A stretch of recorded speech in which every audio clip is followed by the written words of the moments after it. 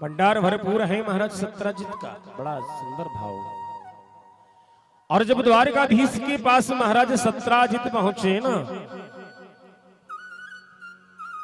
तो सभी राजाओं ने कहा कि महाराज सत्राजित ऐसा करें, आपके पास जो मणि है जो एक दिन में 2 क्विंटल सोना देती, उस मणि को आप द्वारकाधीश को दे दो, यहां शोभा देगी। द्वारका का भंडार है, इतने सारे लोग भोजन पाते हैं, भंडार सब लोग अपना लुटा रहे हैं, और यहां आपके परिवार में मात्र 4 सदस्य हैं, 2 क्विंटल सोने का प्रतिदिन आप क्या करते होंगे। ऐसा ही महाराज द्वारकाधीश हमारे कन्हैया जी ने भी कह दिया कि महाराज सत्राजित, अगर आप विचार करें तो उस मणि का वास्तविक उपयोग है ना, सही उपयोग यहाँ द्वारका में होगा। आप वह मणि हमको प्रदान कर दो, हमको दे दो। सबने कहा, लेकिन महाराज सत्राजित ने मना कर दिया कि ना, मैं अपनी मणि किसी को नहीं दूंगा। और ऐसा महाराज समय व्यतीत हो गया, बात आगे बढ़ गई। द्वारकाधीश का सम्मान करके महाराज सत्राजित अपने नगर को आ गए। नगर को आने के बाद ना ये विचार किया कि मुझे मणि देना था कि नहीं देना था, लेकिन उनका कहना ठीक नहीं रहा, क्योंकि उनकी दृष्टि मेरी इस धन संपदा पर, मेरी मणि पर पड़ गई है राजाओं की। जाने मेरे साथ क्या घटना घटित होने वाली। एक रहता ना महाराज संशय, हमारी कोई अच्छी वस्तु को अगर कोई देख ले, ऐसा लगता है कि जाने इसकी नजर कैसी लग गई होगी, मुझे फलेगी कि ना फलेगी। और जब बात आगे बढ़ी, महाराज सत्राजित के जो भाई है अनुज, छोटे भाई प्रसेन, एक दिन की बात, महाराज प्रसेन उस मणि को ना अपने गले में धारण करके, बड़े ध्यान से सुनेंगे, अपने गले में धारण करके और चली गए वनों में शिकार करने एकांत में। महाराज प्रसेन सत्राजित के छोटे भाई, बड़ी अच्छी बात। और जब वनों में शिकार करने गए, वहां एक सिंह मिल गया, सिंह का शिकार करने का प्रयास किया, लेकिन सिंह ने अपना प्रहार करके और महाराज प्रसेन को ही समाप्त कर दिए, छोटे भाई को समाप्त कर दिए। अब सिंह क्या जाने कौन सी मणि कैसी मणि ना, महाराज प्रसेन को समाप्त किया और सिंह चले गए अपने गंतव्य स्थान को। तभी उस जगह, उस स्थान पर पहुंचे हैं जामवंत जी। विचित्र बात।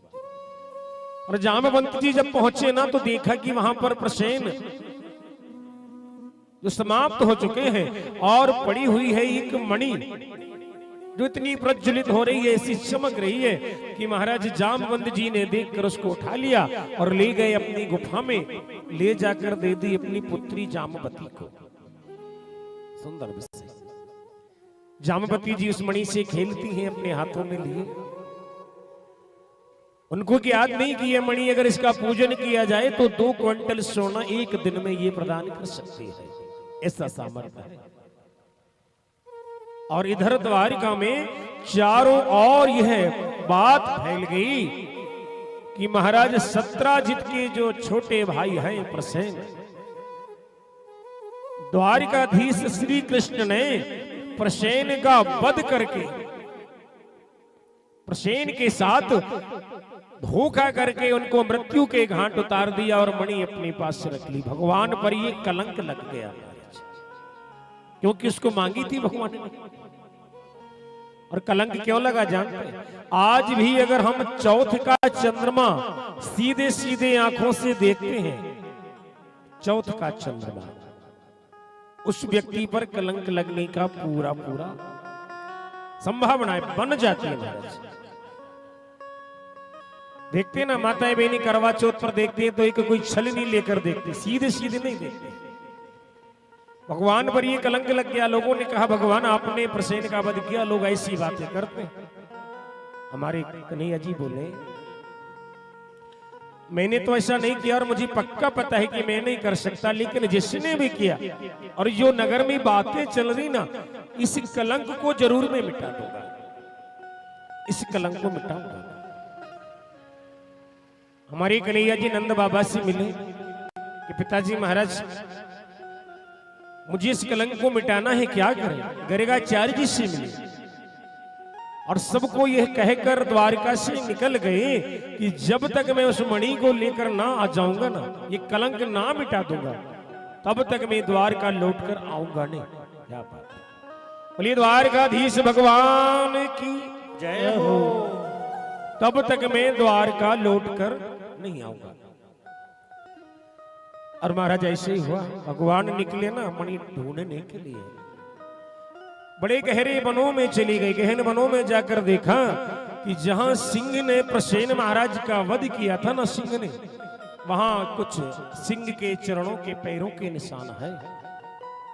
भगवान ने उनको देखे और जब थोड़ा आगे बढ़े तो देखे कि एक ऋक्षराज, कोई रीछपति के महाराज चरणों के निशान है, पैरों के निशान। और हमारे कन्हैया जी द्वारकाधीश उन पैरों के निशान के पीछे पीछे पीछे पीछे उस गुफा तक पहुंच गए जहां पर जामवंत जी रहते थे। भगवान ने गुफा में प्रवेश किया। प्रवेश करते ही क्या देखते हैं कि कन्या युवावस्था में है और उसके हाथों में वह मणि रखी हुई, वह खेल रही है उससे। देखो, भगवान ने मांगना चाहा, कन्या ने मना किया, अपने पिताजी को आवाज लगाई नहीं। महाराज जामवंत जी आ गए और भगवान और जामवंत जी में युद्ध हुआ है उस मणि के कारण। जामवंत जी ने त्रेता युग में हमारे सरकार राम जी से कहा था कि प्रभु आपने युद्ध किया, लंकापति रावण का वध कर दिया, पर मेरी युद्ध की इच्छा समाप्त नहीं हुई। मुझे कोई मेरे जैसा बलवान योद्धा मिल नहीं पाया जो मुझे परास्त कर सके।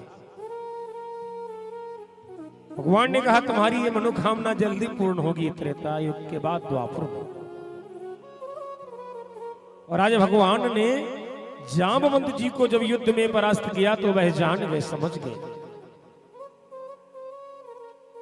कि निश्चित ही परमात्मा स्वयं आ गए। जब भगवान का आने का जान गए ना तो परास्त होकर प्रार्थना करने लगे जामवंत जी की, हे प्रभु मैं जान गया आप ही मेरे राम हो, आप ही मेरे श्याम, और मैंने जो भाव आपको बताया युद्ध करने का, मुझे परास्त करने का, आपने पूर्ण किया। मेरी एक और इच्छा है सरकार, मेरी इस बिटिया का हाथ अपने हाथ में ले लीजिए, तो मैं कृतार्थ हो गया, मैं सर्वस्व आपको दे सकता हूं। मेरी एक जिम्मेवारी पूर्ण हो जाएगी, मेरी कन्या का हाथ अगर आप अपने हाथ में ले लेंगे। भगवान ने वहां जामवती जी से विवाह करके और मणि के साथ द्वारका में वापस आए हैं। बोलिए द्वारकाधीश भगवान की जय हो।